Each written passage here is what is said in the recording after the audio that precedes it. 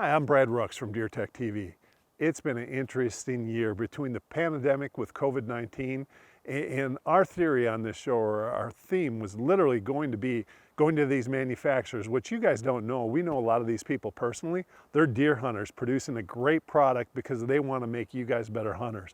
And we want to get behind the scenes. We didn't want to make it look like it was a TV commercial for 30 seconds. We wanted to get behind the scenes, show you how it's made, tell you a little bit of the inside scoop. But with COVID-19, we haven't had the ability to travel. So the community kind of came together.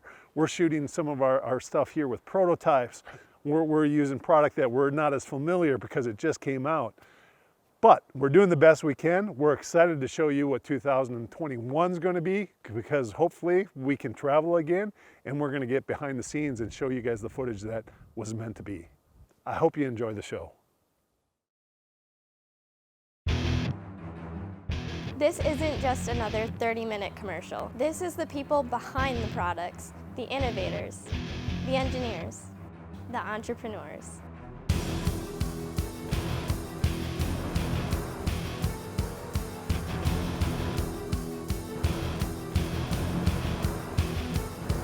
Your ability to smell is gone. Wow.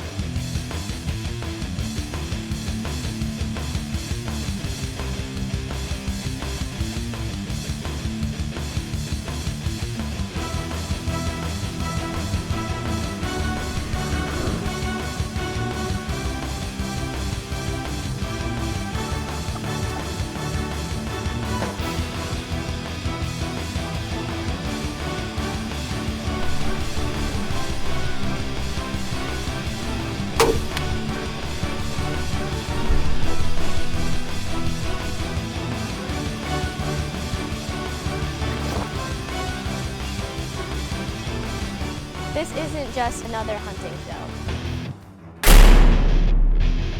This is DeerTech TV.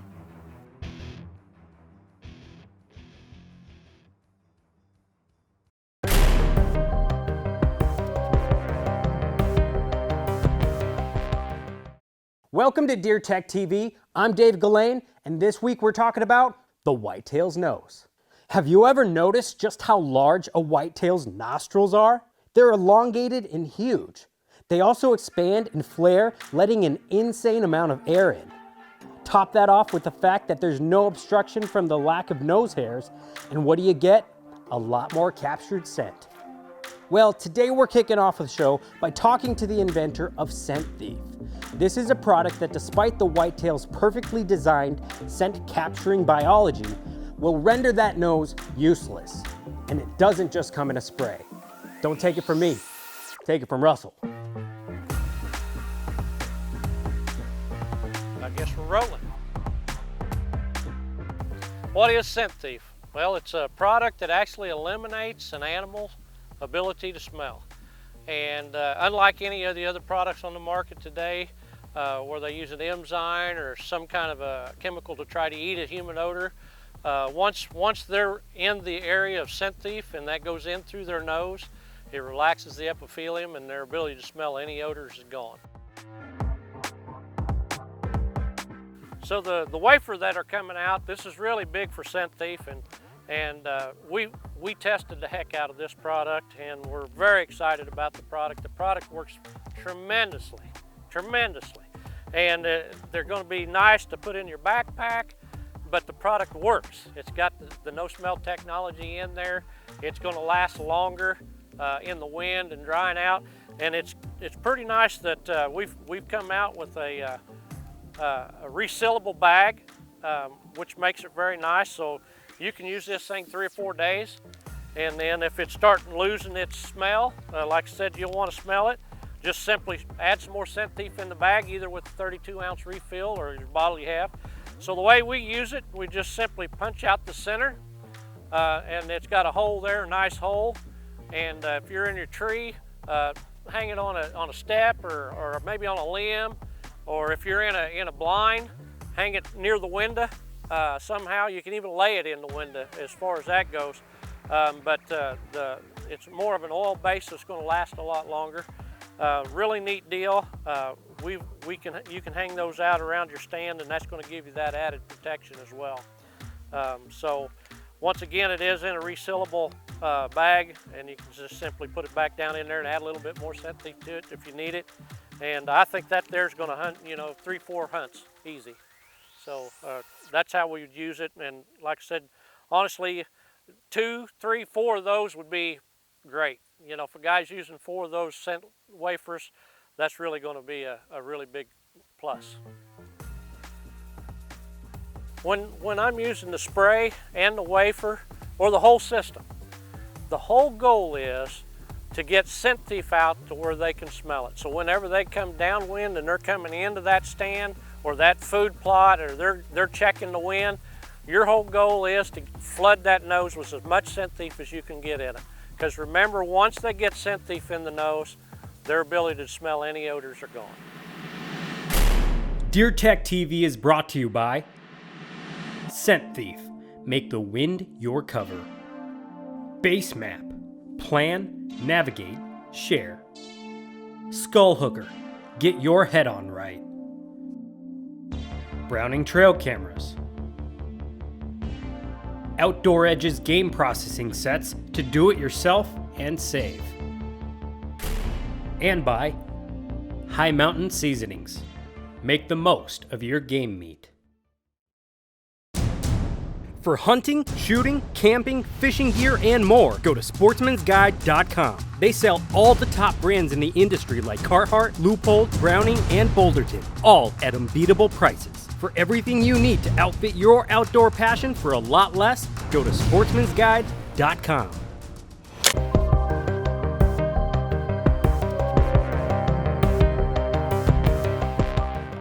Welcome back to DeerTech TV. Now let's switch gears to trail cameras. Why do we use them?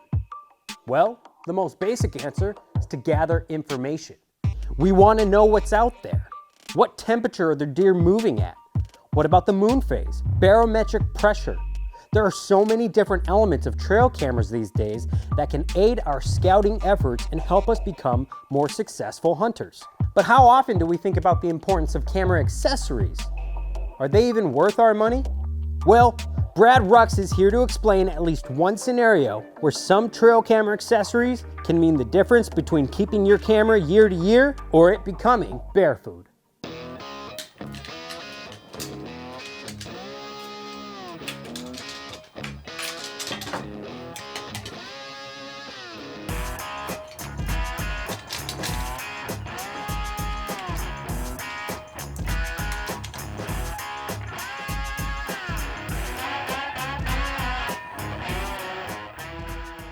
Hi guys, I'm Brad Rux from DeerTech TV. Today I want to give you a little tip. A lot of times on public land, some of the best spots are right next to the road. We got a major highway right next to us, and you got a trail, I don't know if you can see it, but it is pounded right in front of me. So what do? I want to find out if there's any good deer on that or not. I'm going to hang out a Browning trail camera. It's one of my favorites, high quality video. But when you're on public land, you definitely want to add a little safety because I don't want somebody else taking my camera away. So I'm going to add the Browning lockbots. It's new this year, super easy to use. The other thing is if, I know some of you don't have bears in your area, but if you have bears, you're definitely going to want to put one of these on every one of your cameras. For some reason, a bear thinks this is a piece of candy. It's going to rip this thing off the tree, crunch on it, and you don't want to be wasting $100 bills. That's why I would recommend getting a lockbox. We're going to throw the box on quick. It's pretty easy to. All you have to do is use your same strap from your camera, feed it through the lockbox.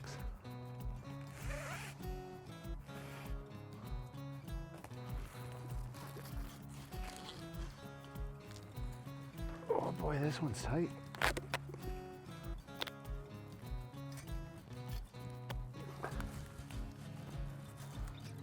This is the new 2020 Dark Op Extreme from Browning. Great little camera. If you ask me, these things have the best video on the market.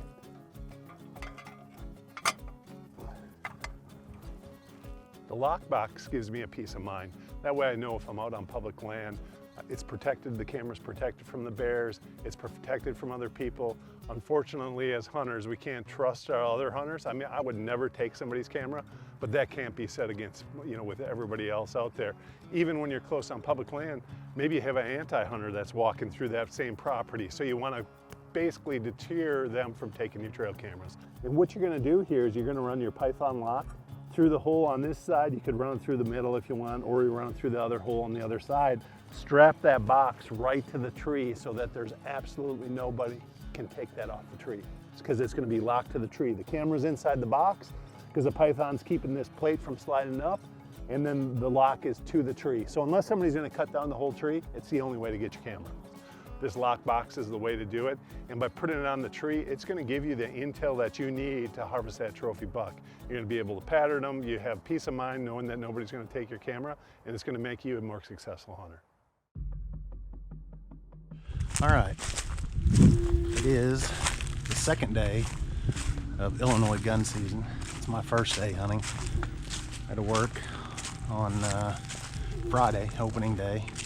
I was out of town on the train.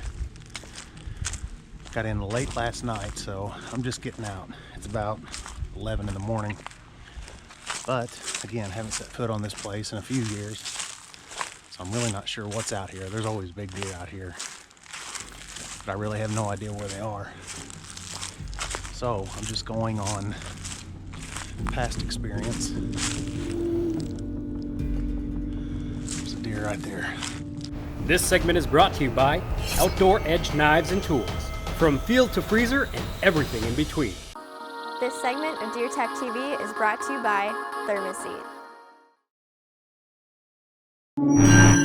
You're watching DeerTech TV.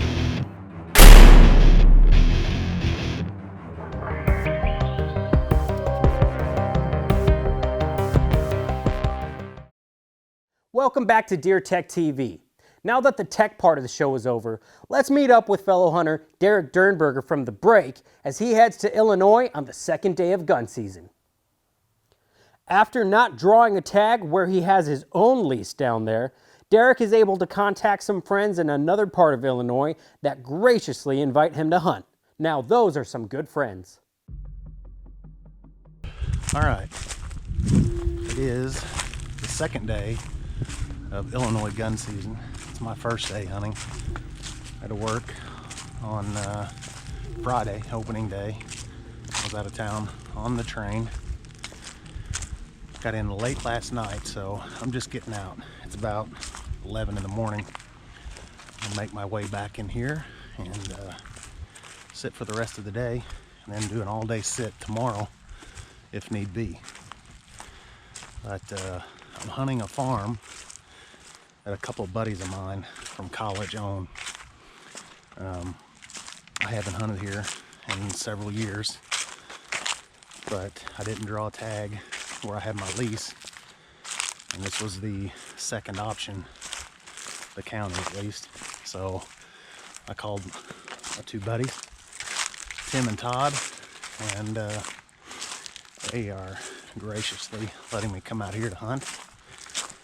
But again, haven't set foot on this place in a few years, so I'm really not sure what's out here. There's always big deer out here, but I really have no idea where they are.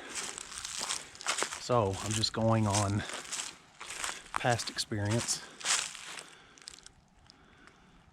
There's a deer right there.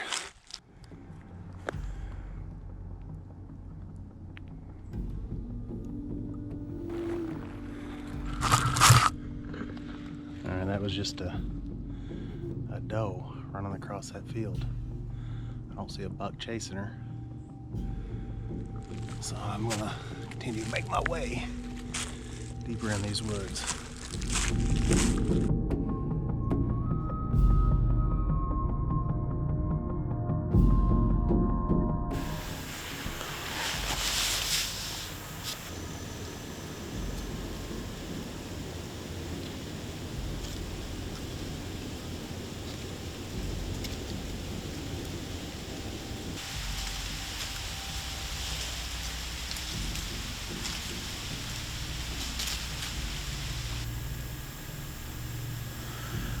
It's a little after 3 o'clock. Haven't seen anything since the walk-in. I was hoping that they'd really be chasing through here and cruising, but it hasn't been the case. But it's just now starting to get in the evening. It's cooling off a little bit. The wind has died down to just a light breeze. So hopefully the deer will start to get on their feet and they'll move through here where I can possibly get a shot. So we'll see. We'll wait it out the last 2 hours to see what happens. DeerTech TV is brought to you by Scent Crusher. Scent off, game on. Thermoset. Stay outdoors. Dead ringer broadheads. There will be blood. Browning. The best there is. And by Lifeline by Hunter Safety System. Don't climb without it. This segment of DeerTech TV is brought to you by Skullhooker.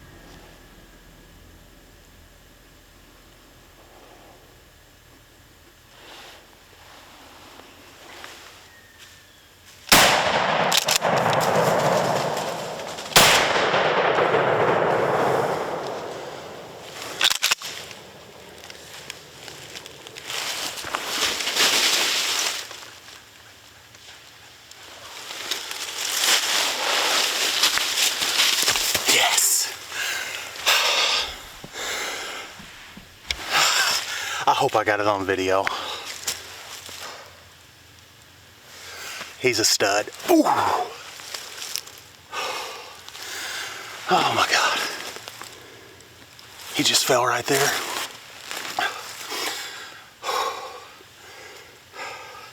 He snuck up on me. I barely got the camera on him. He saw me go to shoulder my gun. He stopped behind the tree and I didn't have a shot. I just knew it was over. And then he just put his head down and walked behind that tree, from around that tree, and he gave me a quartering away shot, walking away, and I drilled him. He dropped right there. I took another shot at him just to make sure, but he's down. What a year. Oh my gosh. Ooh, let's go get him. He's laying out down there.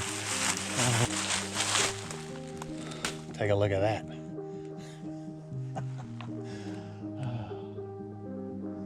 Yes, sir. We'll get this camera down. I'll go get my big camera. We will do a proper interview. But what a great buck. Nice 10. Yes, sir. This is one of the most satisfying bucks I've ever taken. This year has been such a struggle. Not being able to hunt that much due to work. I've just haven't been able to get off. Once I got called back to the railroad, I don't have vacation this year. So I haven't even been hunting at the house, really. Hunted early. And then top everything off, we did a lot of work on our lease. I put a Banks blind out there and I just got busy and forgot about the application process, and all the tags were sold out over the counter. So I can't even hunt our lease this year. I called a couple of good buddies of mine from college, Tim and Todd, and they were gracious enough to let me come out on their place. And this is the result right here. Just a great buck set up in this area that I knew bucks traveled through here. I've hunted here before in years past, and all these ridges, and two big ridges here, and all these hills just come down into this bottom, and this is where deer cross, and that's what this guy was doing. Luckily he pegged me, but he made one step forward, which gave me a little window at a quartering away shot, and I hit him back, there's the exit wound, low in his leg, and I just cleaned his lungs and everything out, and he ran 40 yards and is done. So what a great buck, beautiful 10-point. I can't wait to get him home and show everybody and get some pictures posted, because it has been a struggle of a season. What a great season it's turned out to be now, finally. Such great relief. Well, that's all for this week's episode of DeerTech TV, folks. Don't forget to tune in next week as we talk all about how ozone can help you fend off dangerous germs and viruses. You don't want to miss it.